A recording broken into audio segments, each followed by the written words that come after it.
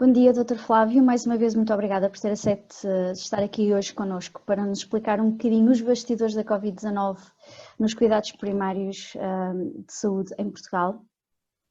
Nesta altura em que muitas questões se levantam e que a situação não está propriamente cor-de-rosa, é importante também percebermos um bocadinho o outro lado da moeda e por isso, muito obrigada por tirar tempo tirar este bocadinho do seu tempo livre neste fim de semana para estar aqui connosco.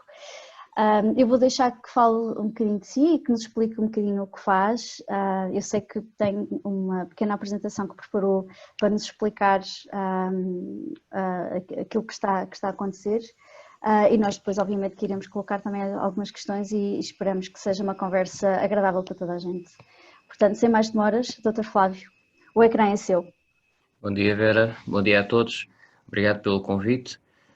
Eu vou então aqui puxar da minha apresentação. Eu julgo que poderei compartilhar. Até se estão todos a ver. Sim, pelo menos eu estou. Se houver alguém que não esteja a ver, por favor, avise no chat. O meu nome é Flávio Simões, eu sou médico assistente de Medicina Geral Familiar. Eu sou coordenador da Unidade de Saúde Familiar Parque Cidade, que cita na minha ilhada em Louros.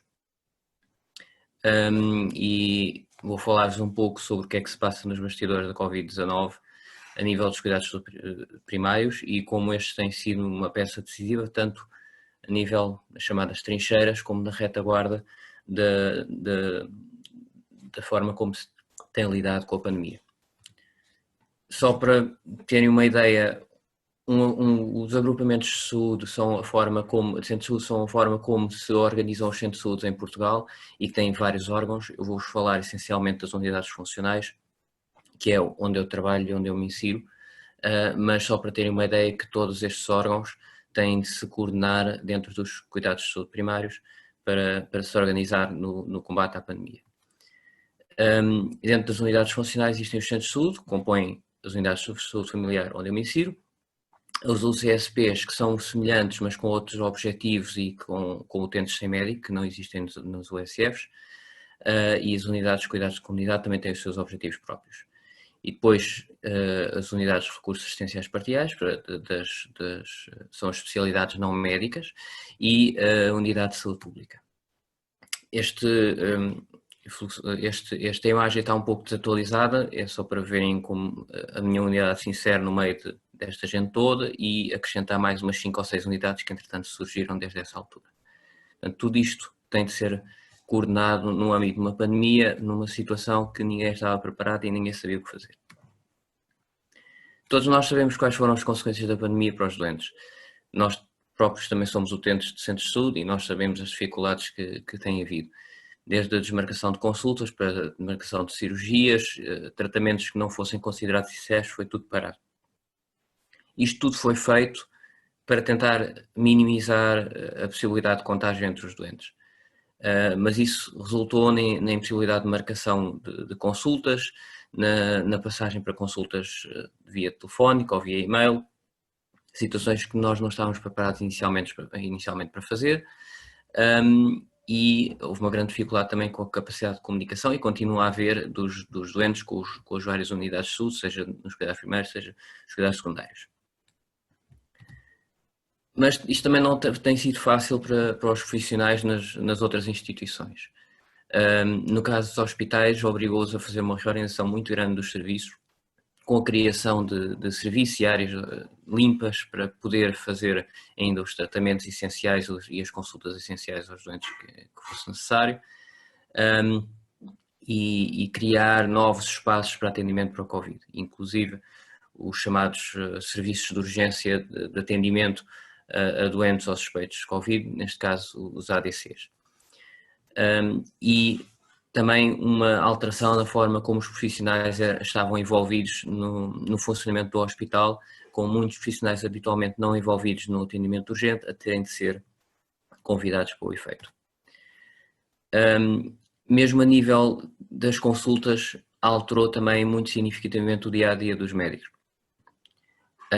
E a ausência de recursos, principalmente numa fase inicial, os recursos materiais e posteriormente os recursos humanos, trouxeram grandes dificuldades no funcionamento dos hospitais, principalmente nas áreas mais afetadas, como foi a região do Norte, principalmente no Porto, Vila Nova de Gaia e aqui na zona de Lisboa e arredores. E depois chegamos à nossa parte e nós desde o início começámos logo a ouvir muito este tipo de frases, que quase toda a gente já ouviu alguém dizer, de certeza, e que tem a ver com aquela noção das pessoas de repente ficaram sem consultas, sem terem capacidade de comunicar com os centros de saúde e sem capacidade para poder pedir aquilo que precisam e fazer as solicitações sem terem resposta por parte das várias unidades. Mas a realidade é que eu nunca trabalhei tanto na vida e nem eu nem os meus colegas de 50 e 60 anos estamos efetivamente um pouco assoberbados por tudo isto e tivemos mais ou menos um crash course em gestão de pandemias nestes últimos meses. Também, tal como no hospital, tivemos de fazer a substituição de consultas presenciais por telefónicas e por e-mail, mudando completamente a nossa forma de funcionar. Tivemos de criar postos de triagem para poder permitir que os utentes tivessem as suas consultas e evitasse que houvesse focos de infecção dentro dos próprios centros de saúde. Alterámos o nosso trabalho para trabalho por turnos, alguns dos colegas tiveram de passar para teletrabalho e tivemos de começar a fazer o atendimento presencial a doentes suspeitos e doentes com Covid. Isto trouxe-nos muitas dificuldades. Também tivemos muitas faltas inicialmente a nível de recursos materiais e depois, posteriormente, também desenvolvemos muitos problemas a nível de recursos humanos. Não tínhamos a informática desenvolvida para o efeito, tivemos de começar a acumular tarefas que algumas delas nem eram da nossa competência e tivemos de desenvolver soluções de comunicação entre as unidades para uma melhor gestão da pandemia. E, portanto, o que é que andamos a fazer desde março a nível de retaguarda? Fazemos ainda todo o atendimento presencial nas unidades funcionais nas áreas essenciais. As grávidas, as crianças até aos 2 anos, a contracepção, todos os utentes que tenham doença crónica descompensada, que não consigam seguimento via telefone, têm de vir à consulta, portanto temos de ter um ambiente que seja seguro para eles. E fazemos ainda atendimento de doença aguda não suspeita de Covid-19 todos os dias. Fizemos também até abril, pelo menos antes de abrirem os tais ADC, escalas de atendimento para suspeitos de Covid-19 com o pouco material que tínhamos e continuámos durante algum tempo a fazer triagens das entradas dos doentes nas unidades para evitar os focos de infecção. E temos estado sempre a fazer também atendimento não presencial. Consulta telefónica a doentes que precisem de consulta, resposta a e-mails, solicitações, contactos telefónicos, que por vezes chegam a ser 30, 40 por dia, no mínimo, e temos de ir vendo caso a caso todas as pessoas que já têm consultas marcadas, se é possível fazer a transição para consulta telefónica ou sem ser remarcadas, o que também ocupa bastante tempo. Ainda na retaguarda, mais diretamente relacionado com o Covid-19, fazemos o acompanhamento de todos os suspeitos e doentes com Covid-19 por telefone, quase diariamente, inicialmente era mesmo diariamente, e para fazer a vigilância também dos seus sintomas, prescrição de testes ou encaminhamento para os serviços de urgência, caso considerássemos que fosse necessário, e isto incluindo todos os fins de semana e todos os feriados. Seguimos os doentes das nossas próprias unidades, os doentes sem médico e os doentes sem inscrição da área, como os doentes ilegais e imigrantes. Temos de fazer o preenchimento das plataformas de vigilância para permitirmos que sejam adequadamente seguidas e que outros serviços possam fazer os isolamentos necessários dos contactos de alto risco. E tivemos de fazer, e ainda temos ocasionalmente de fazer, apoio aos serviços administrativos para a inscrição dos doentes em unidade, como os imigrantes e os ilegais. E, periodicamente, temos de fazer apoio à unidade de saúde pública, porque eles não têm recursos humanos para fazer o trabalho que têm de fazer, nomeadamente os inquéritos epidemiológicos aos casos positivos, para poder isolá-los em suas casas e prevenir que as infecções se alastrem. Outras coisas que temos de fazer nos bastidores. Temos de manter o serviço de atendimento à doença aguda fora das unidades que já fazíamos anteriormente e tivemos de descentralizar, mas que ocupou ainda mais os recursos humanos que tínhamos. E estamos, no caso da minha unidade e de algumas outras da minha zona, apoio na vigilância de saúde materna e saúde infantil aos doentes sem médico que têm de continuar a ter esse seguimento. Agora, na linha da frente, nas trincheiras, os médicos de família têm sido os responsáveis pelo atendimento a doentes suspeitos e confirmados com Covid-19 a nível da comunidade, que é a grande maioria.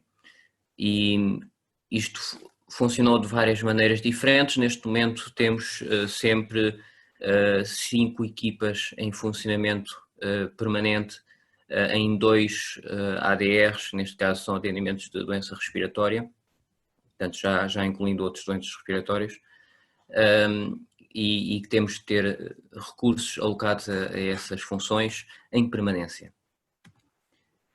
Portanto, em resumo, nós temos sido extremamente importantes no combate à pandemia, com todos os trambolhões iniciais que houve e que continua a haver agora com o agravamento do número de casos, porque temos de manter as consultas e tarefas essenciais, temos de ter resposta às solicitações por vias alternativas àquelas que estávamos habituados, devemos tentar manter as nossas unidades o mais limpas possíveis. Só para dar um exemplo, logo inicialmente houve uma unidade que encerrou por ter tido casos Covid logo em março,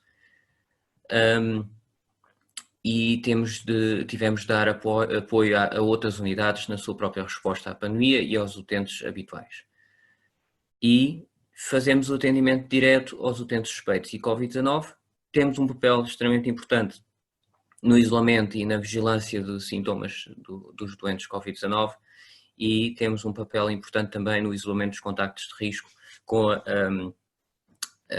preenchimento dos dados acerca dos casos positivos e dos seus possíveis contactos para que a saúde pública possa intervir.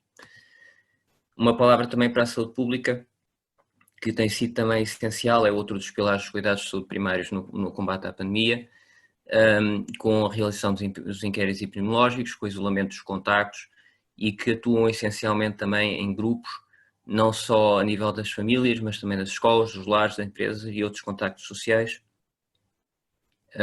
para reduzir ao máximo a possibilidade de que esta infecção continue a passar e a aumentar o número de casos diários.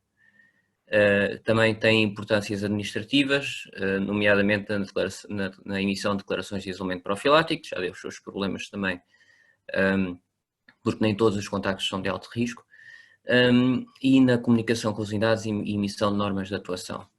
Mas eles também se veem abraços com grandes dificuldades e a Unidade de Saúde Pública está há muito tempo com grande falta de recursos humanos e materiais, principalmente humanos, e com dificuldade na resposta a todas as funções que têm de cumprir. E isto tem consequências. Neste momento, as unidades de saúde, pelo menos na minha área, que é uma das áreas mais afetadas desde o início da pandemia, pelo menos da zona da região de Lisboa, isto leva a que alguns profissionais acabem por quebrar um pouco sobre o stress e sobre a ansiedade. Portanto, nós não estamos sem trabalhar, estamos a fazer um trabalho que é essencial e que é necessário, mas que tem as suas baixas e tem os seus problemas. Agora temos de pensar se isto tem de passar a ser o novo normal do dia a dia ou se conseguimos voltar mesmo ao normal. Mas para isso precisamos de reduzir o número de casos Covid-19 que surge diariamente, para que possamos reduzir as tarefas de vigilância, remarcar novamente consultas presenciais com maior segurança e evitar o desfalcamento das equipas e a melhor capacidade de resposta aos utentes. E estamos a tentar, portanto, o que eu vos peço é que cumpram as normas que são indicadas pela DGS ou pela Organização de Saúde que está no vosso país, caso não esteja em Portugal. Usem máscara quando estiverem em espaços públicos com outras pessoas, reduzam os convívios sociais e também com familiares não coabitantes dentro do possível. Evitem grandes festas, porque isso tem sido focos de infecções atrás de infecções. Mantenham as distâncias de segurança, lavem e desinfetem as mãos, sigam os protocolos de segurança no trabalho, porque há muitos trabalhos que facilitam lá dentro. E, portanto, se vocês nos ajudarem, nós conseguimos ajudar-vos também. E ponho à discussão. Muito obrigada, acho que deu para perceber que estão de facto a enfrentar um grande desafio diário e com se calhar algum sacrifício também pessoal no vosso dia-a-dia. Eu mais uma vez sugiro que, como nós somos muitos, que se tiverem alguma questão, que abram o microfone e coloquem a questão ao Dr. Flávio, caso contrário podem também colocá-las no chat. Eu perguntar-lhe desde já, porque referiu uma coisa na sua apresentação, que nem todos os contactos são contactos de alto risco. Como é que se define um contacto de alto risco? Neste momento, da forma como está definido pela Direção-Geral de Saúde e que está de acordo com as normas de orientação internacionais, os contactos de alto risco são, essencialmente, todos os contactos a menos de 2 metros de distância, mais do que 15 minutos e sem barreiras, ou seja, sem máscaras, ou pelo menos que uma das pessoas não tenha máscara, poderá ser considerado também de alto risco. Existe muito essa confusão, porque depois o que acontece é que as pessoas trabalham num sítio onde a pessoa positiva trabalha a 10 metros de distância na mesma sala, num cubículo separado, e depois ligam para a Saúde 24 e dizem que estiveram em contato com uma pessoa infectada, e a Saúde 24 vai-lhes dizer para ficar em casa em isolamento. Depois ficam à espera do contacto da saúde pública, que nunca vem, porque a saúde pública vai obter a informação dos contactos de risco através dos próprios doentes. O que torna depois um pouco difícil justificar porque é que as pessoas ficaram em casa.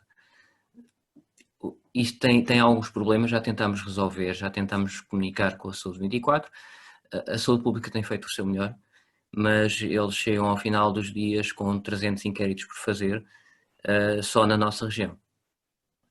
Em média, quantos inquéritos é que fazem por dia? Eu não faço ideia quantos inquéritos é que eles costumam fazer no total, mas eu tenho uma amiga nossa que chega ao início do dia, normalmente tem para aí uns 40 para fazer. E considerando que são inquéritos para ligar às pessoas com infecção e que depois tem de ligar a cada um dos seus contactos. Portanto, não são 40, são muito mais. Claro. E obviamente que se entretanto essa pessoa, esse contacto, essa pessoa que está positivo dá os seus contactos e se nos últimos dias esteve com imensas pessoas, torna ainda mais difícil, a lista cresce ainda mais. Torna muito mais difícil, principalmente lá está, festas de anos, batizados e jantares com amigos, todos esse tipo de situações vão a crescer muito e acontece muito frequentemente, passarmos de termos eventualmente 2 ou 3 contactos na família próxima para termos 20, torna muito mais difícil de gerir. Ou seja, tocou aqui num ponto que é o procedimento a seguir no caso de haver alguém que esteja infectado ou que esteja suspeito de infectado. Mas será que pode explicar um bocadinho melhor qual é que é o procedimento? Portanto, a pessoa, se tem sintomas ou suspeita que está infectada, deverá contactar a Saúde 24 e a partir daí, qual é que é o procedimento? Isso muda um bocadinho consoante as alturas. Agora, por exemplo, recentemente foi dada a autorização para a Saúde 24 passar testes.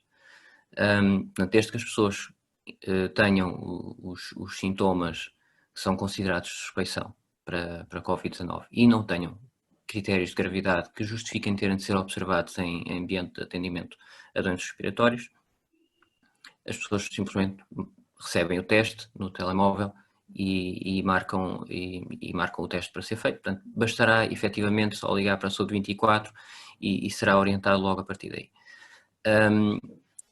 Se as pessoas tiverem sintomas que poderão ser de suspeição e ligarem para a Saúde 24, podem ser também encaminhadas, caso haja necessidade, para os centros de atendimento a doentes respiratórios. Esses centros de atendimento existem em todos os agrupamentos de saúde e estão a ser cobertos pelos médicos de família, pelos enfermeiros dos centros de saúde e por assistentes técnicos também dos centros de saúde, que irão observar os utentes, irão avaliar a gravidade da situação, caso seja necessário enviam para o hospital. Caso não seja necessário, podem passar logo ali o teste. Nós no nosso agrupamento temos laboratórios em colaboração connosco que estão a maior parte do tempo a fazer o mesmo atendimento connosco para fazer os testes e que são bastante rápidos até ter os resultados. Nesse aspecto tivemos sorte. Portanto, levam logo as orientações desse atendimento a doentes respiratórios, de como é que devem fazer para se isolar, para até aguardar o resultado do teste, e nós introduzimos a informação nas plataformas para que depois sejam contactados pelos médicos de família posteriormente para a vigilância dos sintomas, ver qual foi o resultado e fazer o resto da orientação que seja necessária de isolamento ou não. Se calhar convinha relembrar quais são os sintomas da Covid-19 que devemos estar atentos, ou seja, que sintomas é que devemos, que se começarmos a ter, deverá ser um alerta para nós para contactarmos a Saúde 24 ou tentar fazer um dos testes. Desde desta última alteração às normas, aquilo que é considerado suspeito de Covid-19 basta ter um destes sintomas. São situações em que existe febre, ou situações que existe tosse persistente mais do que é o habitual. Há pessoas que têm já tosse crónica por outras razões, mas que haja um agravamento da tosse habitual ou a tosse de novo que não tinham, ou haja falta de ar, que também não seja habitual. Há pessoas que têm asma, que têm crises regularmente, mas que fazem a medicação e isso acaba por resolver o problema, mas que seja fora do normal ou que seja de novo. São os três principais sintomas que desde o início foram considerados, ou desde o início ou desde o final de março, que foram considerados como suspeitos. Recentemente foram acrescentados também a incapacidade de reconhecer os cheiros e a alteração no paladar. Agora que estamos no outono e quase no inverno, por norma já existem sempre mais casos de infecções respiratórias e as constipações. Como distinguir Covid-19, gripe, constipações? Na fase em que estamos, assim, a maior parte das pessoas confunde um pouco o que é a gripe com constipações, já habitualmente. A gripe é causada por um vírus em particular, por regra o influenza, que tem vários serotipos diferentes e que tem muitas variações e uma capacidade de mutação muito grande. Regra geral, pode causar febre, dores no corpo, mal-estar geral, pode dar outros sintomas, pode dar tosse, espinho no nariz, congestão nasal, pode até dar diarreia, vômitos. Basicamente são os mesmos da Covid-19. Tudo o que pareça gripe neste momento é quase certeza Covid-19 ou uma coisa muito semelhante, ou algum outro vírus que também já habitualmente se manifesta com signos gripais, como por exemplo o adenovírus para influenza, etc. As constipações são causadas por outros vírus que não o influenza, podem também dar um síndrome gripal, mas geralmente dá sintomas mais ligeiros, como só tosse ou congestão nasal, um bocadinho de pingo no nariz, espirros, pouco mais. Portanto, a maior parte, dores de garganta, Portanto, são sintomas que, de uma forma geral, são um pouco mais ligeiros do que nos síndromes gripais. Às vezes pode dar febre, mas nem sempre. Mas normalmente dá para distinguir razoavelmente bem, só pela sintomatologia, se trata de um síndrome gripal ou não. Se é uma gripe ou não, e só fazendo testes específicos, como houve, por exemplo, na altura da gripe A, e continua a haver em algumas situações que ainda é necessário testar. Mas normalmente o tratamento é sintomático, é sempre o mesmo. No caso da Covid-19, neste momento não existem muitas gripes. Está agora, acho que há meia dúzia de casos ocasionalmente, mas ainda não há gripe neste momento praticamente. E portanto a maior parte das situações que pareça mesmo que seja gripe é muito suspeito. Porque a Covid-19 imita bastante os sintomas da gripe. E então aí ligar à saúde 24, certo? Exatamente, ou contactar, caso tenham possibilidade, logo diretamente o médico de família, se tiverem facilidade em fazê-lo, ou por e-mail para a instituição ou por telefone, porque aí é praticamente igual, o próprio médico também faz a avaliação da situação, se for preciso envia o teste, ou se for preciso orienta para os atendimentos de doença respiratória. Se houver dificuldade no contacto, devemos aguardar em casa até conseguirmos contactar ou devemos pegar em nós e ir até uma urgência? Depende da situação. Se tiverem dificuldade no contacto, em princípio a Saúde 24 eles atendem mesmo que demore um bocadinho, a ir insistindo. Mas se vocês estiverem com sintomas muito intensos, com febres muito altas, que não estão a responder adequadamente aos antipiréticos, como o paracetamol, que é por exemplo o Benuron, ou ibuprofeno ou outro semelhante, ou se tiverem falta de ar, acho que sim, que devem dirigir-se a um centro de atendimento, seja na urgência hospitalar se estiverem muito aflitos, seja na possibilidade de irem a um centro de atendimento da Covid-19 na comunidade. No caso dos assintomáticos, tem-se falado bastante nos sintomáticos, por exemplo, é o caso aqui na Bélgica que já há algum tempo que não se testa assintomáticos. Como é que é o procedimento em Portugal? Só há situações muito específicas em que nós temos indicação para testar assintomáticos. Normalmente isso acontece em grupos que têm um risco acrescido de contacto com pessoas suscetíveis, como, por exemplo, nos profissionais de saúde, os profissionais em lares, as crianças das escolas, quando são contactos de risco. Tem indicação para se fazer teste em alturas que estão bem definidas, quais é que devem ser feitas, quando é que devem ser feitas. Mas de uma forma geral não se testam doentes assintomáticos ou utentes assintomáticos só por causa do contacto de risco.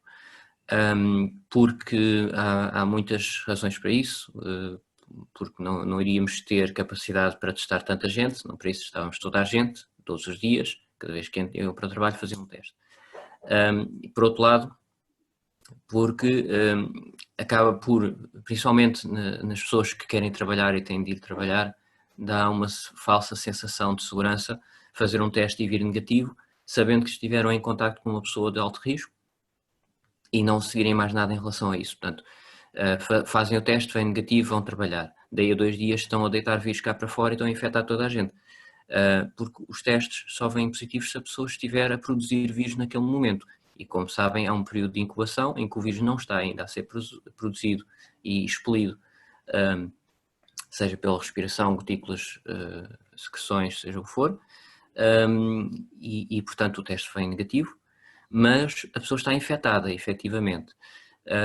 Daí que nós não fazemos, a não ser nestas situações específicas, testes a pessoas assintomáticas, nem deve ser feito. Se há uma suspeita da pessoa poder ter sido infectada por ter estado em contacto com alguém positivo, o mais importante é que essa pessoa que está positiva não se esqueça de dizer a quem ligar da saúde pública que esteve em contacto com essa pessoa, para que a saúde pública possa considerar a situação se é de alto risco, se não é de alto risco, e que possa depois comunicar e dizer que a pessoa deve ficar em isolamento ou não. Tenho duas questões relacionadas com o que acabou de dizer, que têm a ver mais uma vez com os assintomáticos, que é a questão, a, a pessoa pode, estando assintomática, pode transmitir o vírus ou não, portanto pode contagiar outras pessoas ou não, e de quanto tempo é que é o período de incubação de que estamos aqui a falar, no caso do SARS-CoV-2? Em relação aos assintomáticos poderem transmitir, tudo indica que sim, não sabemos até que ponto ou com que risco aumentar. Sabemos que sim, parece haver risco ainda significativo de haver transmissão da doença, simplesmente porque não tem sintomatologia, ou pelo menos não uma sintomatologia que possa ser considerada de doença. Muitas vezes os assintomáticos têm uma tossícula ocasional que na realidade têm sintomas, mas não o valorizam, também já nos aconteceu muitas vezes, e portanto acabam por fazer a sua vida a pensar que não têm nada, e estão na mesma a expelir o vírus nas suas gotículas. Ora, as próprias microgotículas da respiração, da mastigação, de várias coisas que possam ser feitas com a proximidade às vias respiratórias, vão fazer com que esse vírus se lance para o ar. E como nós também agora sabemos, mesmo os aerossóis em pequena quantidade que possam ser produzidos por pessoas assintomáticas têm vírus, e esse vírus pode se espalhar por distâncias relativamente grandes, que se estiverem num espaço relativamente fechado, ainda maior o risco disso acontecer. Nós temos muitos casos, agora falando de situações específicas, de familiares completamente assintomáticos que transmitiram a infecção a vários outros elementos da família, simplesmente pela proximidade que tinham com eles. Nós sabemos que isso acontece, provavelmente não vão ter uma capacidade de transmissão tão elevada como os sintomáticos, que lançam maior quantidade de partículas a maiores distâncias, mas continuam a ser um risco. A outra questão era? Tinha a ver com a questão do período de incubação. O período de incubação. Logo desde o início, o que e tem sido confirmado é que o período de incubação é de mais ou menos 14 dias no máximo. Ou seja, se até 14 dias não houver desenvolvimento de sintomas, nós consideramos que a pessoa não esteve infectada. E aqui entra uma daquelas situações de exceção, em que nós podemos testar pessoas que tiveram contactos de risco antes do final desses 14 dias, para ver se a pessoa poderá estar assintomaticamente a transmitir o vírus. No caso dos profissionais de saúde, profissionais de lares e as crianças nas escolas.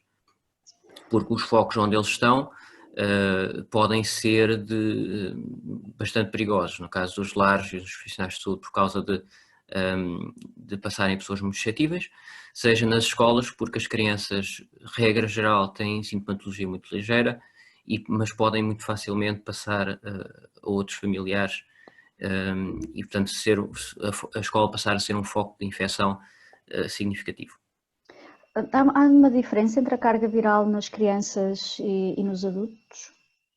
Ou seja, as crianças podem ter uma carga viral maior do que um adulto na transmissão da doença? Eu não tenho conhecimento que isso seja muito significativo ou relevante. Eu não sabemos sequer ainda bem até que ponto é que as crianças são mais ou menos contagiosas que os adultos. Mas considerando que os centros sintomáticos em princípio serão mais contagiosos à partida do que os menos sintomáticos, por causa da quantidade de partículas que deitam, e considerando que de uma forma geral as crianças são menos sintomáticas dos adultos, poderíamos dizer que em princípio serão menos contagiosas, mas nós sabemos que contagiam. Portanto, mais vale pecar sem processo e considerá-las tão contagiosas como os adultos e pronto. Já agora vou responder esta questão que foi colocada pela Conceição.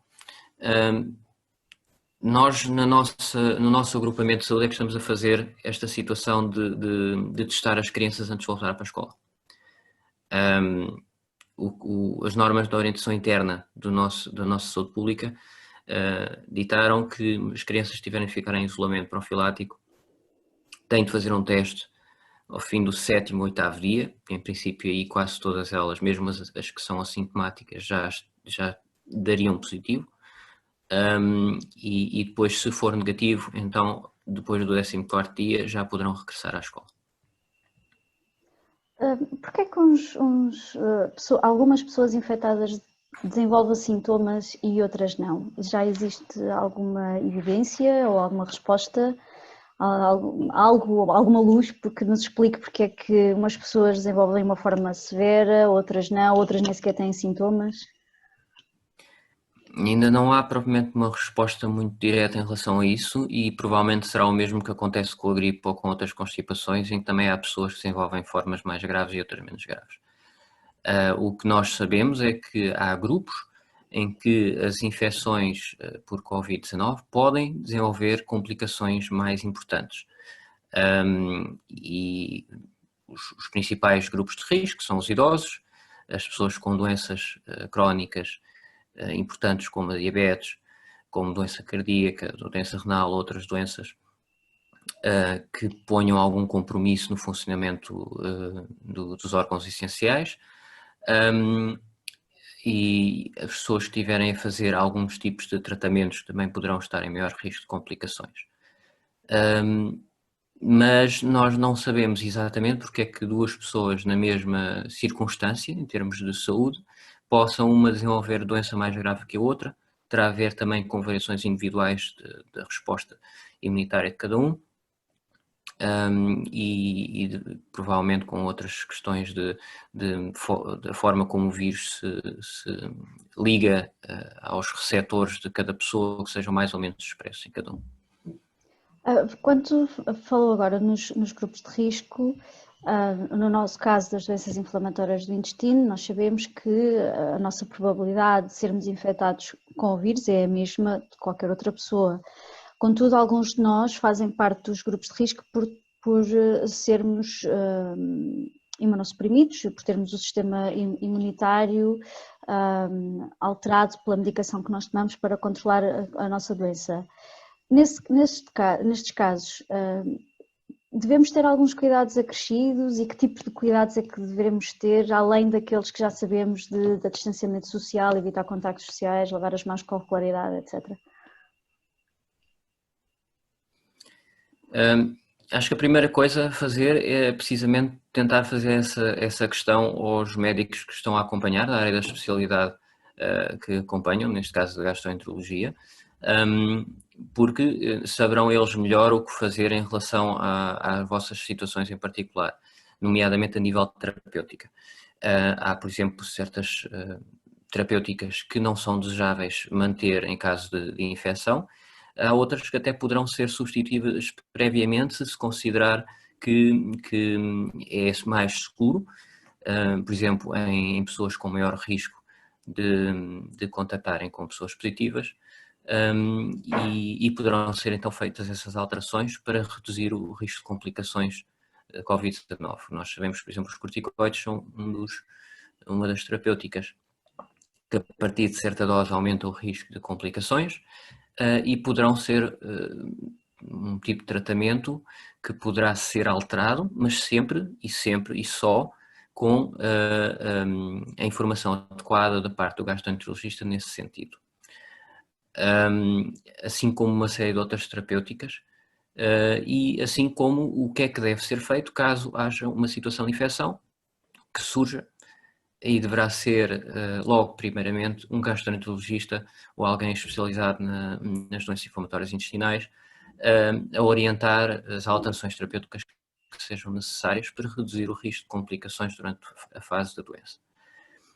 De resto, a prevenção é a melhor opção e nós sabemos que, de uma forma geral, e há alguns estudos nesse sentido, parece ter havido até menor taxa de infecções em doentes com doença inflamatória intestinal, como em alguns outros grupos, precisamente, uma das razões pelas quais isso pode ter acontecido é porque as pessoas que estão a fazer tratamentos imunossupressores tendem a resguardar-se um pouco mais e a tentar evitar o contacto de risco com pessoas potencialmente infectadas ou áreas públicas com muita gente.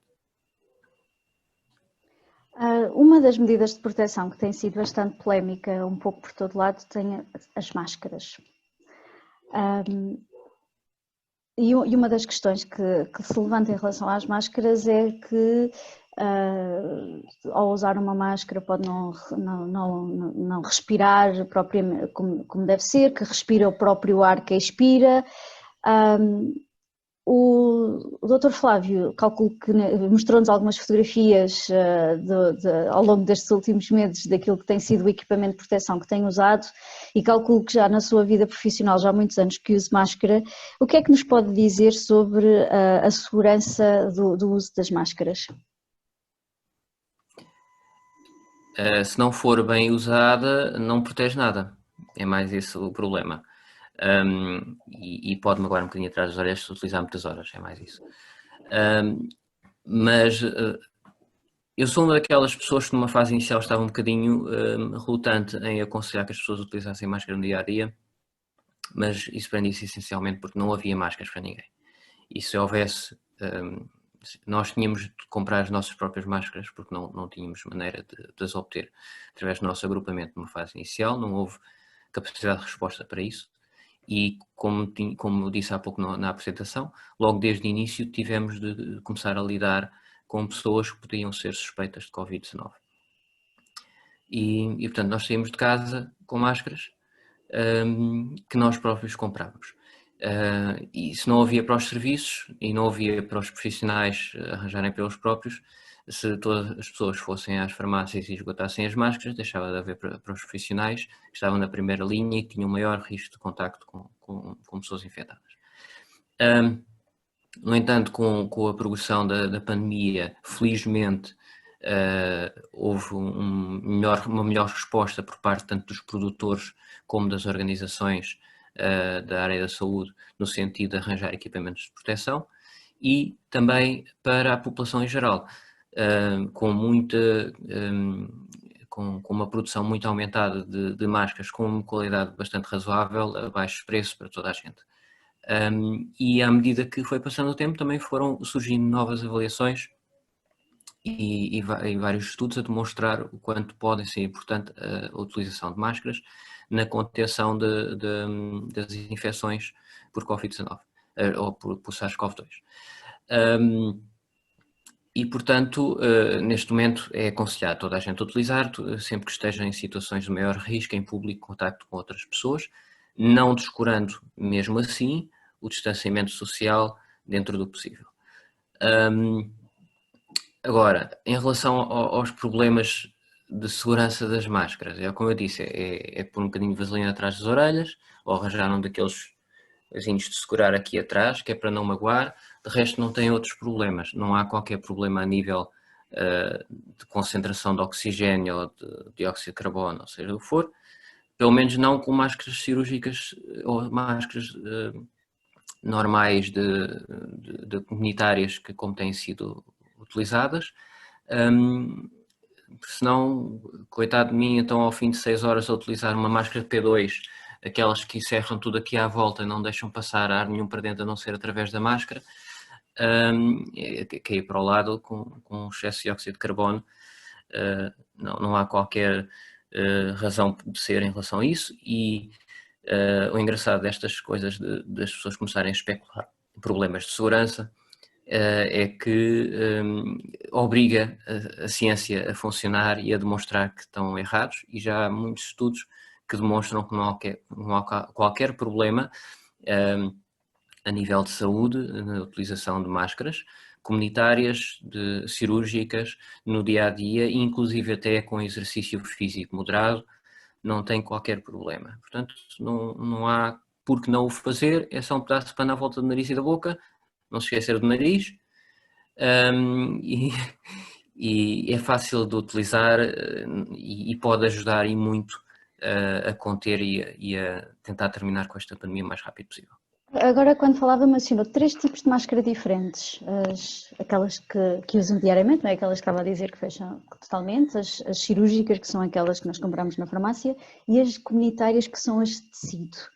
O grau de proteção que confere, neste caso, ao SARS-CoV-2 é o mesmo? Não é exatamente o mesmo. Na realidade, existem mais tipos de máscara. Das chamadas máscaras de nível médico, existem as máscaras cirúrgicas, são aquelas simples que nós nos habituámos a ver logo desde o início. Depois existem as FFP1, FFP2 e FFP3. E não sei se existe mais alguma. Que têm vários diferentes graus de proteção contra partículas. No caso, vemos a FFP2, que é a que nós utilizamos mais, também chamadas de N95, porque filtram 95% do ar que passa pela máscara, impedindo que as partículas cheguem às vias respiratórias. Por exemplo, as P3 se não me engano, 99%. Portanto, são mais indicadas, por exemplo, a utilização por anestesiologistas que precisam de fazer manipulações das vias respiratórias com intubações, podem libertar mais aerossóis e, portanto, o ar vai estar mais concentrado com partículas infectadas. Normalmente não utilizamos P1s. E depois existem as máscaras cirúrgicas que não fazem filtração do ar. Portanto, fazem filtração apenas das partículas maiores que atingem diretamente a máscara, isso fazem, mas não fazem filtração pelas partículas mais pequenas. Têm uma proteção mais discreta em relação ao SARS-CoV-2. No entanto, são extremamente importantes para serem utilizados por pessoas que poderão até nem saber que estão infectadas, porque filtram uma grande parte das partículas que vão diretamente contra a máscara e impedem que as outras partículas que sobrem se espalhem por distâncias maiores e a uma distância maior da pessoa e que possam infectar a pessoa que está, por exemplo, à frente. Isso vai ajudar a conter a possibilidade de infectar outras pessoas. Portanto, é mais importante a utilização de máscaras cirúrgicas para evitar que os outros sejam infectados e que nós não saibamos que estamos infectados e, portanto, protegemos os outros ao utilizar as nossas máscaras. Claro que ainda é mais eficaz se as duas pessoas estiverem a usar máscara, porque quaisquer outras partículas que possam eventualmente passar pela máscara podem ser filtradas, mesmo que seja uma pequena quantidade, podem ser filtradas pela máscara que a pessoa que está à frente está a utilizar. Portanto, ainda vai ajudar mais. Em relação às máscaras comunitárias, depende um bocadinho da qualidade das máscaras. Se utilizarem máscaras com tecidos muito porosos, vão ser muito menos eficazes. Mas parece que as mais eficazes têm sido as máscaras de algodão, com pelo menos 2 ou 3 camadas, uma vez que o algodão é um tecido que não é liso, que é bastante rugoso e faz uma grande captura de partículas úmidas, parece ser bastante mais eficaz do que, por exemplo, tecidos sintéticos como o poliéster. E já existem até várias empresas no mercado a produzir máscaras comunitárias de boa qualidade, que já foram certificadas pela sua capacidade de filtragem de SARS-CoV-2 e que resistem a algumas lavagens. Pronto, a partir desse número de lavagens podem já não ser tão eficazes, mas sempre é melhor usar do que não usar. A Sílvia queria colocar uma questão. Sílvia, por favor, tens que abrir o teu microfone e o ecrã é teu. Estão a ouvir? Sim, estamos. Sim. Bom dia, agradeço já desta conferência, assim como as outras todas, assim como a intervenção do Dr. Flávio, e peço desculpa porque fiquei atrasada, porque infelizmente depois não estou lá muito bem do meu crono, e eu quero fazer uma pergunta ao Dr. Flávio, e não quero que me interprete mal pela pergunta que vou fazer, mas tem a ver com a experiência precisamente dos meus últimos 14 dias. A minha pergunta, eu vou começar pela pergunta e depois se calhar vou canalizar ao máximo e tentar conseguir explicar a minha história. Portanto, a pergunta é, se não acha que, de certa maneira, o sistema está a ajudar a expandir o círculo. E agora vou contar a minha parte e o porquê também de supor esta pergunta, que é, eu nos últimos, precisamente 14 dias, portanto, eu no dia, aliás, ainda vou um bocadinho mais atrás, se me permitirem. Neste momento estou desempregada e estou imunodeprimida. Faço imunossupressores diariamente e faço biológicos uma vez por mês. Eu sabendo que sou imunodeprimida, eu reduzi drasticamente os meus contactos com amigos, com familiares, etc, etc. Contudo, eu sei perfeitamente que eu não tenho que sair de casa para apanhar o vírus. De qualquer das maneiras, a única pessoa a nível social e de amizades com quem eu estava, e estamos a falar de uma vez por semana, para aí 1 hora, não mais que isso, acontece que no domingo, dia 1, eu estive com ela. Só que ela não veio sozinha, ela veio com o namorado, eu usei sempre máscara, etc. Mas não bastou, porquê? Quer dizer, para o meu lado bastou, para deles não, mas eles estavam os dois infectados e não sabiam. O que é que acontece? Eu estive com eles no domingo, eu só soube na sexta-feira a seguir que, portanto, o namorado dela tinha testado positivo, ele lá para terça-feira começou a sentir febre e tosse, ela não sentia rigorosamente nada. Nessa sexta-feira ela ligou-me a pedir desculpa porque ele estava infectado, etc. Disse: olha, não tens que pedir nada de desculpa, isto pode acontecer a qualquer um. Automaticamente isolei-me no meu quarto, assim como ela o fez. Ele estava já a ser seguido pela saúde 24. O que acontece? Eu, naquele momento, não liguei para a saúde 24 porque eu não sentia qualquer sintoma e sabia que tinha que ficar por 14 dias em casa, partindo do pressuposto que tinha estado com um contacto direto com alguém positivo. Ela ligou automaticamente, sabendo que ele estava, uma vez que são namorados, ela, como também estava assintomática, ela tinha uma ligeira dor de garganta, uma coisa assim, mas ela até associou isso a uma corrente de ar. Ela teve aulas, ela trabalhava, nessa semana ela esteve com outras pessoas, assim como eu estive com a minha família, etc., vida normal, e ela não estava bem a nível psicológico. Portanto, o que é que acabou de acontecer? Ninguém da saúde 24, ainda que fosse um namorado e tivesse testado positivo, a mandou fazer o teste e ela não estava bem com aquilo. Então ela, infelizmente, teve que ligar para a saúde 24 novamente a dizer que estava cheia de febre para lhe mandarem fazer o teste.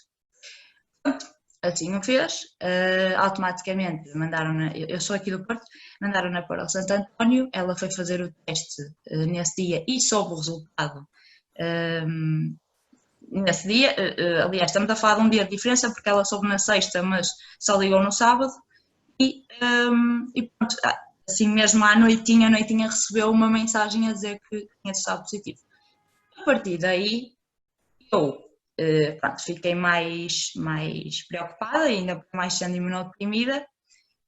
Liguei para a saúde 24, precisamente era para aí 00:30, atenderam-me logo. Aliás, eles disseram que era o melhor horário, era ligar durante a noite, porque a adesão diária na parte diurna era muito maior. Se puderem, se tiverem algum, agora para as pessoas que estão aqui, se tiverem algum sintoma, se conseguirem ligar mais à noite, se calhar é uma boa hora. Portanto, o que é que acontece? Eu liguei, expliquei a situação, eles disseram que, ainda que eu fosse imunodeprimida, não tinham, portanto, não me passavam o teste porque não tinha sintomas.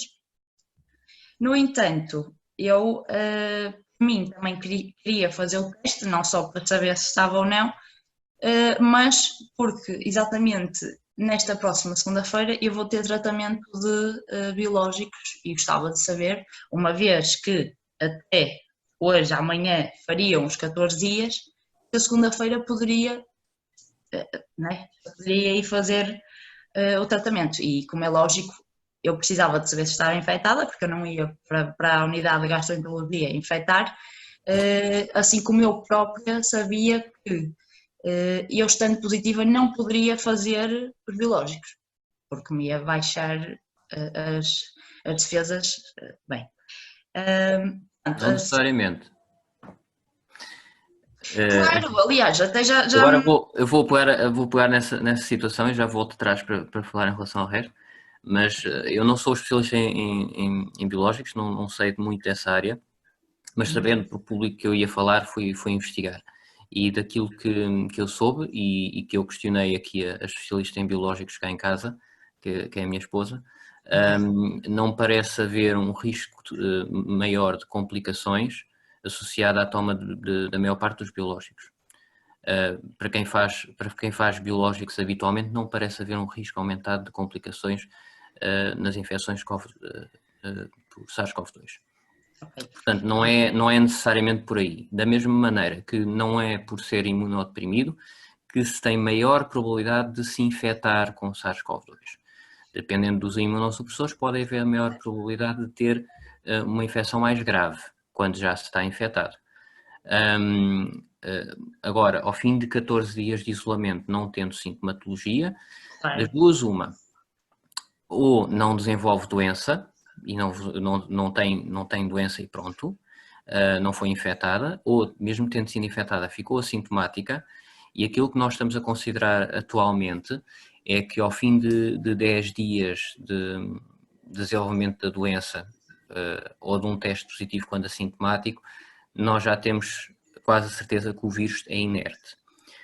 Considerando que a maior parte das vezes o vírus torna-se ativo ao fim aí de 4, 5 dias,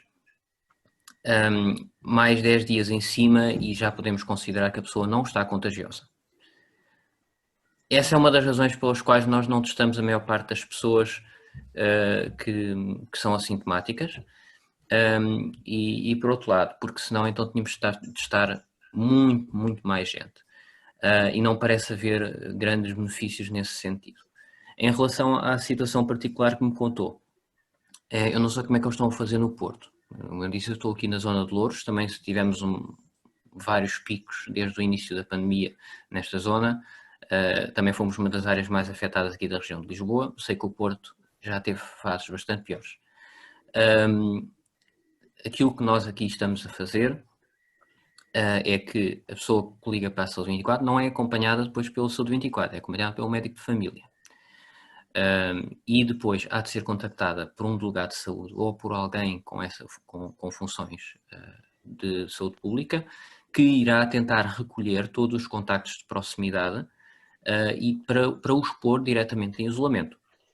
Ou seja, se, por exemplo, no caso do namorado da sua amiga, estava positivo, iria ser contactado pelo delegado de saúde, que iria colocar em isolamento a sua amiga e, eventualmente, a si, se ele considerar que você era um contacto de alto risco, que pode não ter sido considerado, pode até nem ter sido considerado de alto risco se ninguém lhe ligou. Uma vez que vocês estavam com máscara ou se mantiveram alguma distância, pode ter sido considerado que você não era um contacto de alto risco, o que significa que a probabilidade de você ter sido infectado era extremamente baixa. Se ninguém ligou da saúde pública a colocá-lo em isolamento, das duas uma, ou eles estão mesmo completamente assoberbados e nem sequer conseguiram saber do namorado da sua amiga com quem é que ele esteve e não conseguiram ainda ligar-lhe, ou então consideraram a situação e acharam que você não era uma pessoa que tivesse indicação para ficar em isolamento. Diga. Pronto, ia dizer que efetivamente se ele começou com sintomas na terça-feira, seria até 48 horas antes que eles iam ver quem é que seriam as pessoas de risco. Portanto, ainda estaria dentro do período que eles considerariam de risco. Em relação à sua amiga, ela seria em princípio contactada também pelo delegado de saúde ou por alguém com essas funções da saúde pública, numa primeira fase para a colocar em isolamento, mas assim que ela dissesse que tinha dores de garganta, seria logo imediatamente mandado o teste. A Saúde 24 é que não tem essas indicações, porque causas dor de garganta a ambientas e é muito mais provável uma dor de garganta não ter nada a ver com o Covid-19. No entanto, nós também sabemos que se a pessoa é um contacto de risco, então sim, deve fazer em qualquer sintoma respiratório que possa surgir, ou até outros, por exemplo, uma diarreia súbita, fora do normal, numa pessoa que esteve em contacto de risco, é para ser testado, porque também pode surgir como manifestação única. Nas outras situações em que não há contacto de risco, a maior probabilidade é não ter nada a ver com isso. E, portanto, não testamos essas situações. Se não entrarmos aqui num chamado slippery slope, em que até o pingo no nariz começava a ser para ser testado em todas as pessoas. No entanto, se a pessoa tiver uma congestão nasal, teve em contacto com uma pessoa de alto risco, que foi considerada de alto risco, é para ser testado também. Aqui se calhar também entramos... Sim, Sílvia, por favor, para terminar. Concordo com tudo o que disse. No entanto, acho um bocado estranho, por exemplo, eu neste caso, consideraram que a partir do momento em que eu tinha estado 15 minutos com a pessoa, já bastava, além de que nós estivemos no mesmo carro, ainda que eu viesse atrás e viesse máscara e um pouco com o vidro aberto, eles não iam de máscara. E consideraram por isso, mas eu só fiz o teste porque eu contactei a minha médica de família por causa do tratamento do Crohn, não por causa de ter sido contacto direto com um infectado e, neste caso, ok, eu não tive sintomas e testei negativo, mas, por exemplo, a minha colega não teve sintomas, não teve ponta de febre, não teve tosse, a única coisa que ela tinha realmente era a dorzita na garganta. Mas tinha indicação para ser testada precisamente por causa de ter tido um contato. Não a mandaram.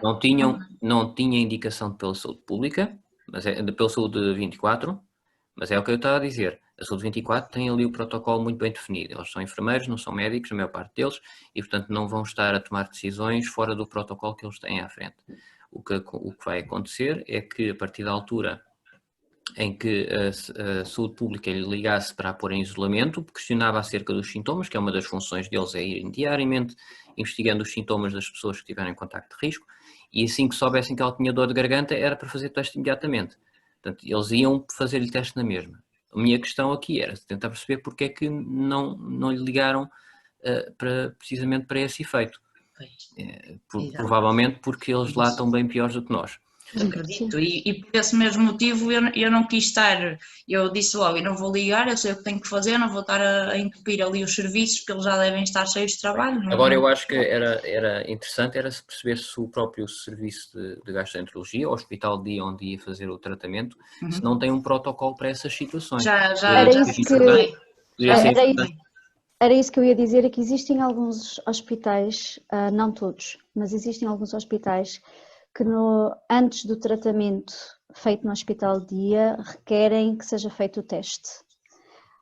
Infelizmente nem todos os hospitais estão a fazer isso também se calhar em parte por causa da questão dos recursos disponíveis, mas existem hospitais que faz parte do protocolo do próprio hospital, que o doente, neste caso a pessoa com doença inflamatória do intestino, antes de fazer os biológicos, no hospital de dia tem que fazer, 2 dias antes tem que fazer o teste. Mas aqui levanta uma outra questão, de algo que falamos um bocadinho antes, que era aquela questão que eu hoje posso fazer o teste e testar negativo, mas que não significa que nos próximos 2 dias, ou seja, até eu ir fazer o tratamento, não possa ser infectada, correto? Correto, mas a probabilidade é muito menor. É assim, não posso ser infectada. Podem ser infectados nesse período, não quer dizer que desenvolva a doença ou que seja contagiosa quando lá for. Pode ter sido infectada no dia anterior, ainda dar um teste negativo, daí 2 dias já estar a deitar vírus cá para fora. Mas a probabilidade é menor. Isso é basicamente o que acontece com as grávidas que vão para ter os seus filhos no hospital, que 2 dias antes têm de fazer o teste, que é para poder decidir para que internamento é que vão, se vão para a sala de partos Covid ou não Covid, se vão para o internamento das puérperas Covid ou não Covid, conforme o resultado do teste. Obviamente que é sempre um risco. Já houve situações, até aqui no Hospital Beatriz Ângelo, de grávidas que tinham dado negativo e depois entraram, mas tinham alguns sintomas, fizeram outra vez o teste e estavam em tratamento dos não Covid com Covid. tornou a coisa um bocadinho chata, mas felizmente acho que não houve contágios adicionais. Portanto, o ideal será fazer o teste e até haver um internamento, porque também existe, por exemplo, O mais próximo possível das situações que têm de ser feito, mas isso normalmente, quando os serviços têm esses protocolos, eles definem muito bem quando é que é. Normalmente é 1 ou 2 dias antes, porque depois é o tempo de vir o resultado. Dependendo de como é que o hospital está a funcionar, até pode ser no dia anterior mesmo, que reduz ainda mais a probabilidade de entrarem com a infecção. Isso acontece por rotina, por exemplo, nas cirurgias programadas e mesmo nas não programadas que sejam mais urgentes, por exemplo, situações vou dar um exemplo, uma apendicite que surja, eles não vão levar ninguém para o bloco que não tenha teste feito, por causa do internamento pós-operatório, como é óbvio. E portanto, se houver tempo para isso, eles fazem primeiro o teste e esperam umas horas, põem aquele teste como prioritário e esperam 3, 4 horas, que é o tempo de vir o teste, para saber se o teste é positivo ou negativo. E depois só nesse contexto é que se fazem as decisões clínicas. Falando um bocadinho dos testes, isto porque hoje de manhã vi uma notícia que o Elon Musk dizia no Twitter que tinha feito o mesmo teste 4 vezes no mesmo dia e que 2 vezes foi positivo e 2 vezes foi negativo. 2 vezes foi positivo, 2 vezes foi negativo e portanto isto gerou enorme celeuma e ele agora iria fazer um teste PCR para se confirmar se estaria positivo ou não. Nós começamos neste Mas caso... ele fez que teste? Se não o foi teste PCR? rápido. Ele fez o teste rápido. Não, Portanto, não. aqui a questão é, será a diferença entre os testes, não é? Porque já percebemos que em termos de protocolo e também em parte relacionado com a falta de recursos que nos explicou um bocadinho no início, que às vezes é complicado conseguir fazer o seguimento de todos os contactos, contactar todas as pessoas que são consideradas de alto risco e o caso da Sílvia também mostrou um bocadinho que às vezes a máquina, o sistema existe, as regras existem, mas nem sempre é possível implementar na prática precisamente pela questão do alto número de contactos e dizia no início que chegam ao final do dia com 300 contactos por fazer. A questão da falta de recursos, mas depois existe também esta questão dos testes. Não é? Que agora existem os testes rápidos, existem os PCRs, depois existem os antigénicos. Será que nos pode explicar um bocadinho a diferença e os diferentes graus de eficácia? Assim, inicialmente os únicos testes que têm, aliás, e continua a ser, os únicos testes que têm alguma validade para definir se a pessoa naquele momento está a expelir vírus, são os testes PCR. Os testes PCR são testes em que se faz uma recolha de material orgânico, geralmente das vias respiratórias, que são as mais frequentemente afetadas, na região da orofaringe ou da nasofaringe, ou seja, a parte de trás da garganta, mais abaixo ou mais acima, que são as zonas onde tem maior concentração de vírus habitualmente por pessoas infectadas, fora as próprias secreções das vias respiratórias baixas, que não vamos recolher por razões óbvias. E o que se faz é a amplificação de pequenas partes do RNA do vírus, que é como se fosse o nosso DNA, mas é a versão de alguns vírus, em vez de terem DNA, têm RNA. Amplificam esse RNA até ser visível no teste que está a ser feito que aquele RNA existe. Agora, há várias maneiras de verificar se aquele teste foi bem feito. Existe um teste de controle que testa para DNA humano, juntamente com o teste do RNA.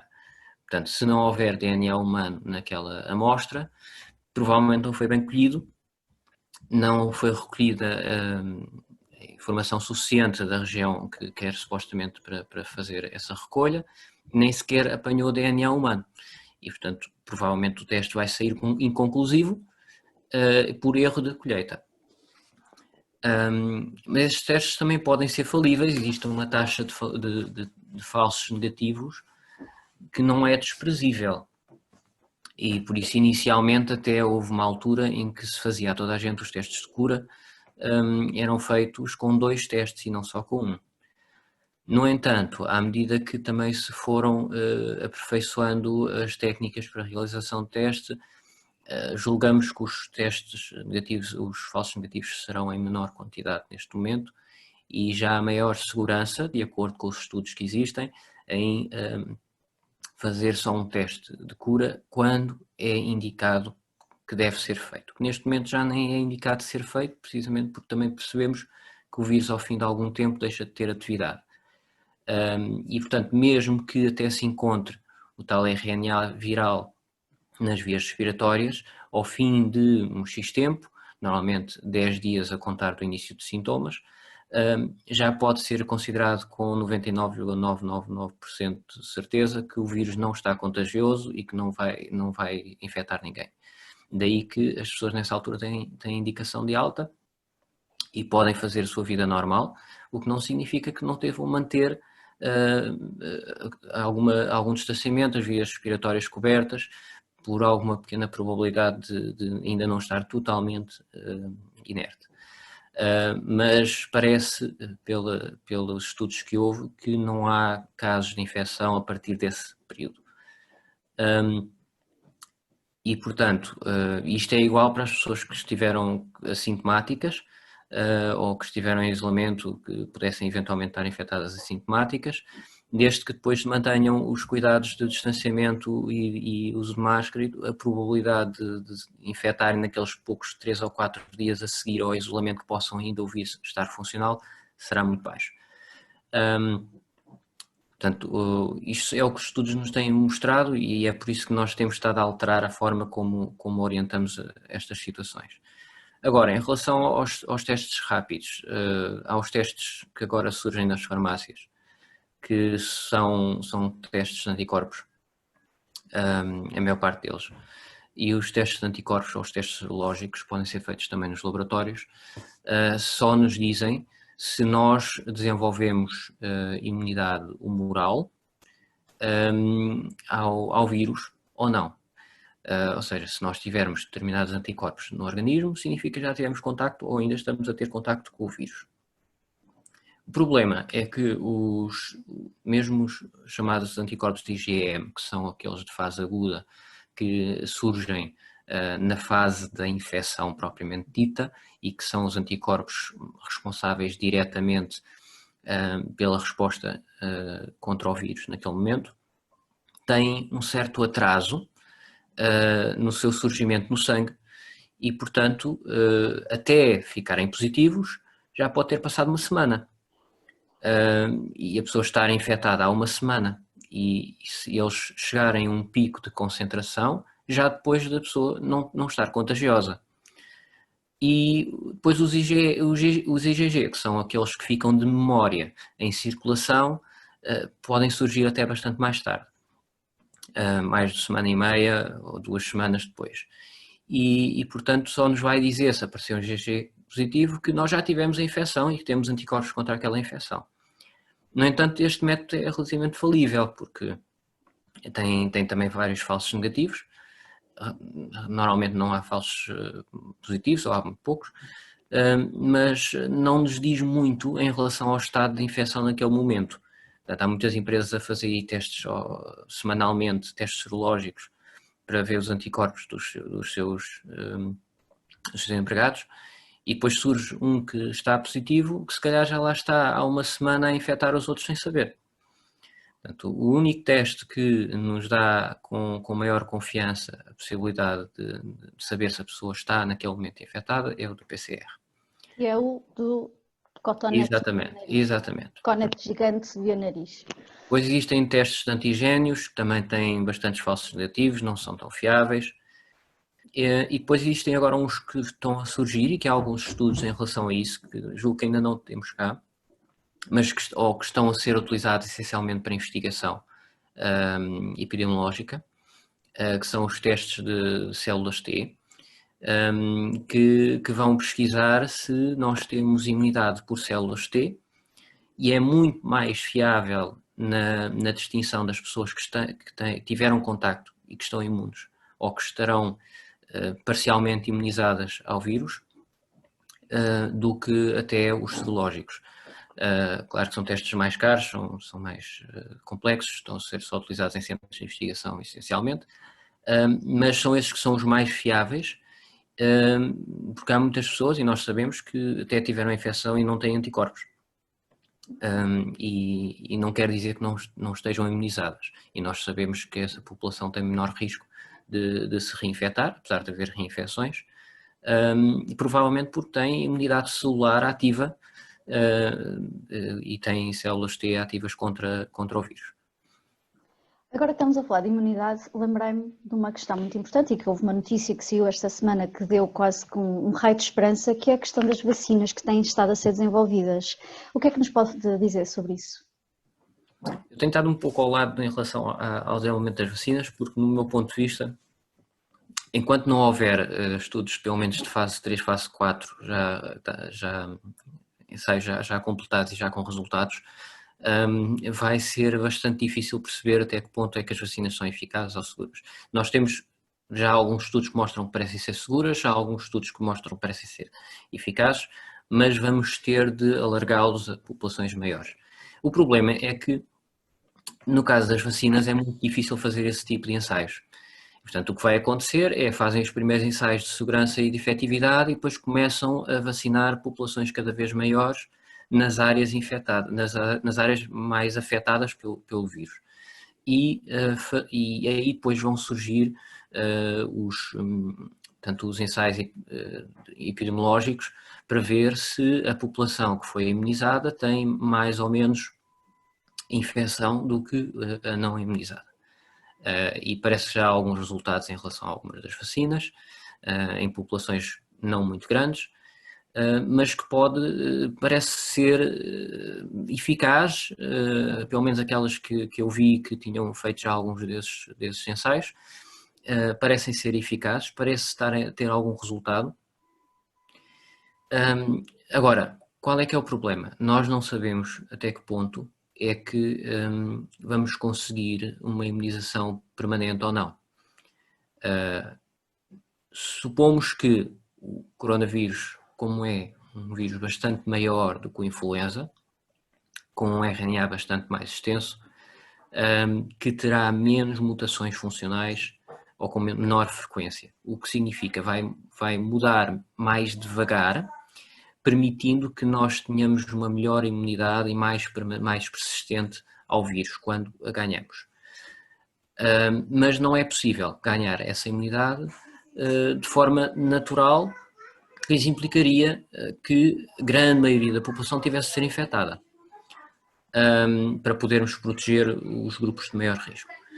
Portanto, a vacina é uma boa arma nesse sentido, vai nos ajudar a conseguirmos uma imunidade mais extensa para proteger as populações de risco. Provavelmente numa fase inicial vão ser essas as populações vacinadas e depois serão as populações também prioritárias, tal como acontece com a vacina da gripe, tanto dos profissionais de saúde, das grávidas, dos doentes crónicos, imunossuprimidos, etc. Portanto, e são as populações que servirão para controlar um pouco mais a doença, a infecção da doença no mundo. Mas não sabemos por quanto tempo, porque tal como a vacina da gripe tem de ser todos os anos mudada, não sabemos até que ponto é que estas vacinas que estão a ser desenvolvidas nos vão permitir fazer isto uma vez e ficarmos despachados disto e acabou. Ou se vamos passar a ter, como muitos parecem sugerir, uma infecção mais endémica na população, ou semelhante ao que acontece com a gripe, e que não será muito pior do que a gripe, e portanto teremos de vacinar todos os anos, provavelmente com vacinas atualizadas. Aí faria uma questão, provavelmente ainda não se sabe, tal como disse, os ensaios e a investigação ainda está a decorrer, porque no caso das doenças inflamatórias do intestino e outras doenças também que afetam o sistema imunitário e decorrente da imunossupressão que muitos de nós temos que tomar, existem certos tipos de vacinas que nós não podemos tomar. No caso de vacinas vivas, por exemplo, está completamente contraindicada quem faz imunossupressão, quer a imunossupressão tradicional ou quer seja por biológicos. No caso das vacinas que estão a ser desenvolvidas, já se conhecem ou já se avizinham já se vislumbra um bocadinho algumas contraindicações ou grupos que possam não poder ser vacinados? Porque nós estamos a partir do pressuposto que toda a gente vai poder fazer a vacina, não é? Aqui a questão é, se calhar pode ser um tipo de vacina ou estão a desenvolver vários tipos de vacinas que aumentam a probabilidade de toda a população poder ser vacinada, ou poderá acontecer, como no caso das vacinas vivas, que certos grupos da população não poderão ser vacinados e obviamente ficam dependentes da imunidade de grupo e das medidas preventivas. Normalmente as vacinas vivas são utilizadas para micro-organismos cuja capacidade de desenvolvimento de resposta imunitária é muito superior quando eles são vivos. E são atenuados e portanto, são dados nessas circunstâncias.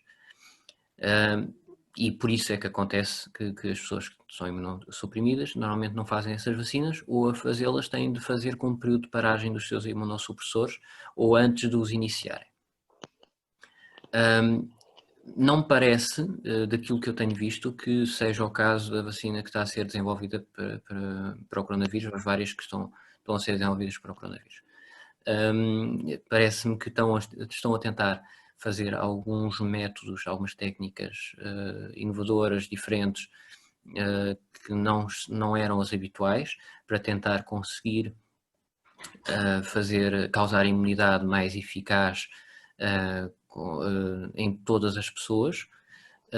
Não sei se existe alguma vacina viva a ser testada. Eu julgo que não. Eu julgo que a maior parte são vacinas de RNA, vacinas de antigénios, mas como eu disse, eu ainda não estou muito em cima do que é que está a ser feito em relação às vacinas. Vou vendo só de vez em quando alguns estudos vão saindo só por alto, para ter uma ideia de como é que estão as coisas, mas estou à espera que digam assim, ok, esta vai entrar no mercado, para eu olhar melhor, ver o que é que ela implica, quais são as condições de utilização, as contraindicações, para estar informado e para poder saber aconselhar também os meus doentes na altura em que isso em que for comercializado por cá.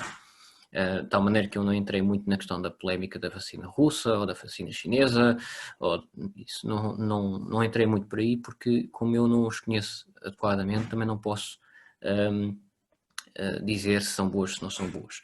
Aquilo que eu acho é aquilo que a maior parte da comunidade científica em princípio deve achar, que é quanto mais informação nos for disponibilizada acerca do estudo e investigação dessas moléculas, melhor para nós percebermos efetivamente se as coisas estão a ser feitas de forma adequada, com os critérios de segurança, com os cuidados de investigação dos efeitos secundários, de todas essas informações que são habitualmente extremamente bem escrutinados. Toda essa informação é toda bem escrutinada na área das vacinas, em qualquer vacina que existe, neste momento no mercado, pelo menos.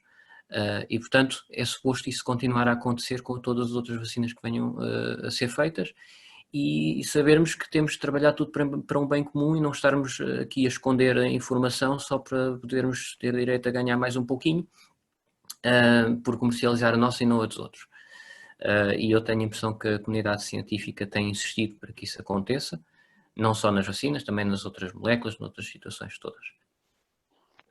Se calhar, nós estamos quase a terminar o nosso tempo, mas se calhar colocava-lhe uma última questão de minha parte relacionada com o dia-a-dia que vive e também porque será uma informação útil aos que estão a ouvir a nossa conversa e que ouvirão no futuro. E depois, se houver alguma questão por parte dos presentes, faríamos também uma última questão antes de encerrarmos esta sessão, que tem a ver com a relação com as baixas médicas, os atestados de incapacidade temporária, na gíria, as baixas médicas, isto porque temos aqui vários tipos de situações e há um bocadinho com a intervenção da Sílvia, acho que se mostrou aqui também vários tipos de situações, que é a questão do doente da pessoa que está infectada e que portanto tem que ficar obrigatoriamente em isolamento, não é? Existe quem faz o isolamento por precaução, porque poderá estar infectado ou não, mas só para garantir que caso esteja não estará a espalhar a infecção.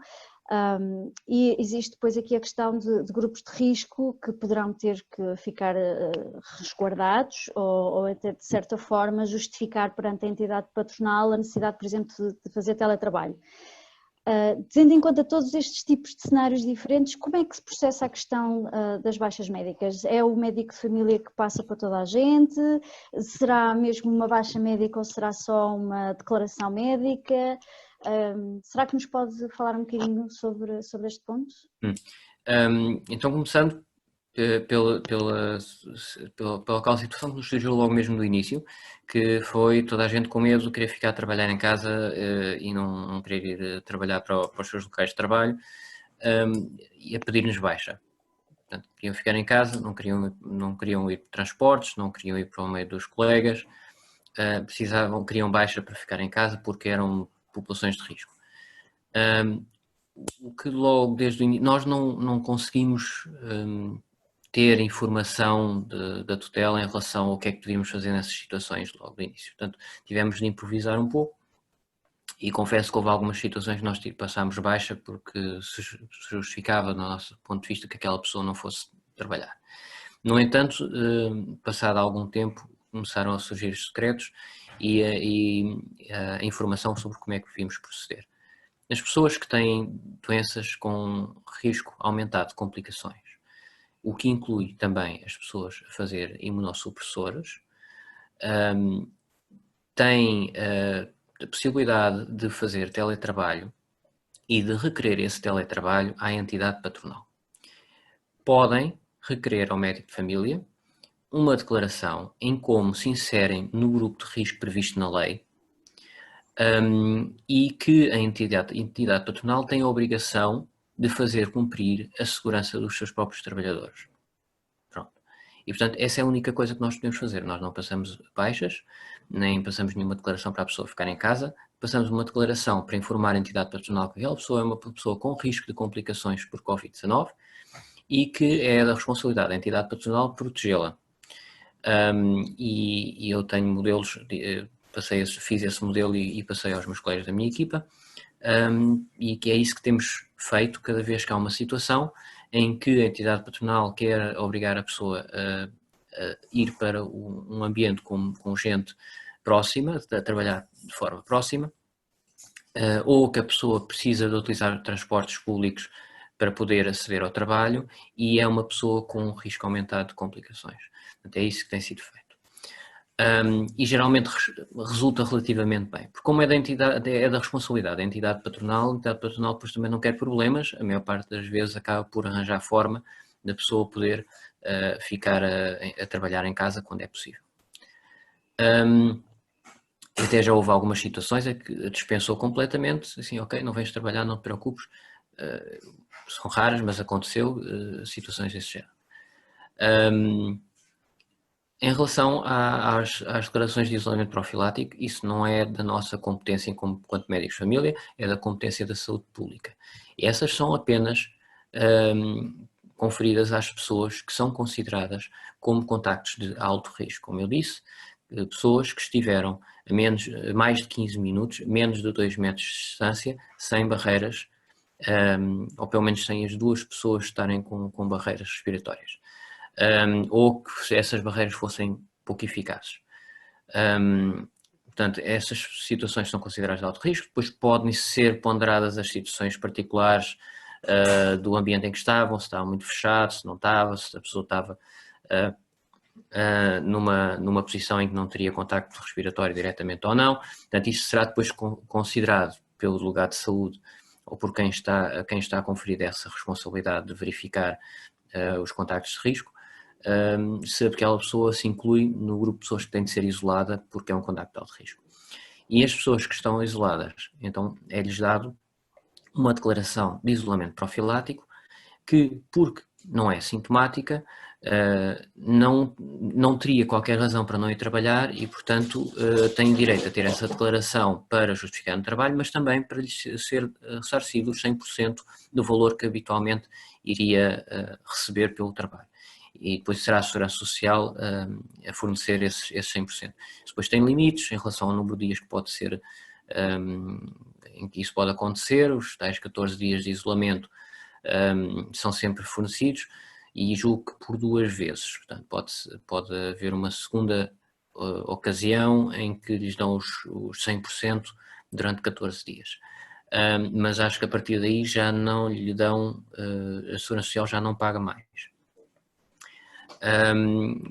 Não sei por que razão, acho que deveriam estender isto, porque há situações em que as pessoas têm de ficar isoladas durante muito tempo, principalmente quando há crianças infectadas em casa, ou crianças em isolamento em casa que depois se infectam e depois a pessoa tem de ficar mais tempo de isolamento, e isto pode muitas vezes passar de 1 mês com alguma facilidade. Portanto, essa parte tem a ver com a saúde pública tem tido alguma dificuldade. Inicialmente eles só estavam a fornecer essas declarações no final do período de isolamento, pelo menos na minha área, porque, lá está, podiam não ser os 14 dias, podiam não ser mais, por exemplo, quando não há condições de isolamento. Uma criança que está infectada em casa, não há possibilidade de os pais se isolarem dela completamente durante esses 14 dias. Portanto, vão estar em permanente contacto com uma criança infectada. E, portanto, ao fim de se considerar a criança já curada, eles teriam de ficar em isolamento mais 14 dias.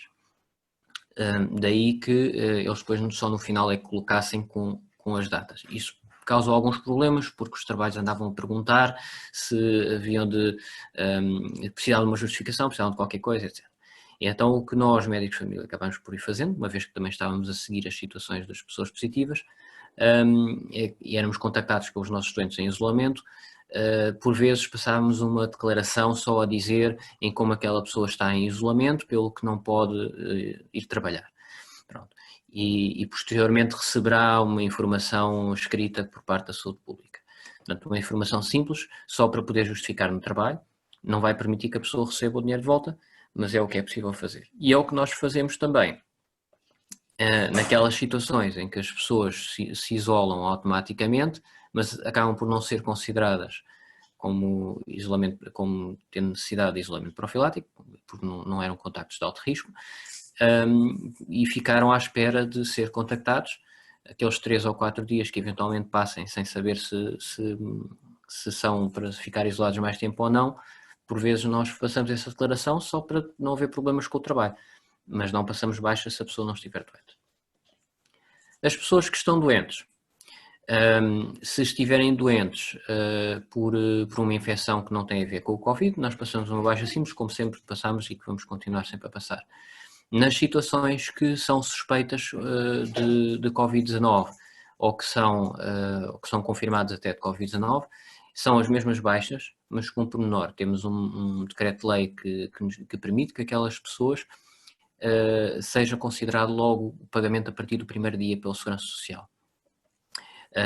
Porque pronto, as pessoas muitas vezes isolam-se à espera do resultado do teste e não vão trabalhar e, portanto, se lhes pagarem aqueles primeiros 3 dias que habitualmente não são pagas na baixa, têm esse direito e acaba por permitir que as pessoas possam manter-se isoladas enquanto esperam pelo resultado. Eu não sei se falhei alguma situação, mas eu julgo que são estas as situações particulares. Existem agora as declarações de isolamento profilático provisórias que são fornecidas pelo Saúde 24, mas essas carecem sempre de confirmação por parte da saúde pública de que são ou não são isolamentos profiláticos obrigatórios, porque se não forem considerados como contactos de alto risco, a saúde pública não vai assinar as declarações de isolamento profilático e, portanto, serve para justificar para o trabalho, mas não serve para justificar para a Segurança Social para lhes pagar aqueles 14 dias. Pois, exato. De facto, existem aqui, é bastante complexo, não é? Porque existe vários tipos de pessoas e de situações e tentar cobrir isto tudo é de facto desafiante. Eu não sei se alguém dos presentes tem mais alguma questão a este momento que poderão dizer, se quiserem colocar alguma questão. 1, 2, 3, ok. Neste caso, a Dr. Flávio Muito obrigada pelo seu tempo. Nós já passámos um bocadinho da hora, mas queria-lhe agradecer o tempo e a disponibilidade que teve para estar aqui hoje a conversar connosco e a responder algumas das questões mais habituais quando se fala da pandemia e da situação que estamos a viver, e por nos ajudar também a perceber um bocadinho melhor o desafio que médicos como o Dr. Flávio enfrentam diariamente no centro de saúde. A nós resta-nos tentar ao máximo pôr em prática as medidas de prevenção, lavar as mãos ou desinfetar com gel desinfetante, usar a máscara, manter a distância social, reduzir os contactos sociais, para tentarmos que o nosso Serviço Nacional de Saúde se mantenha a funcionar e consiga dar resposta a todos aqueles que precisem deles. Resta-me desejar um bom fim de semana a todos e já sabem, nós gravamos a sessão de hoje e vamos colocá-la, será disponibilizada, porque de facto acho que é um tipo de informação que deverá ser colocada pública. Portanto, a todos um bom fim de semana e até breve. Obrigado.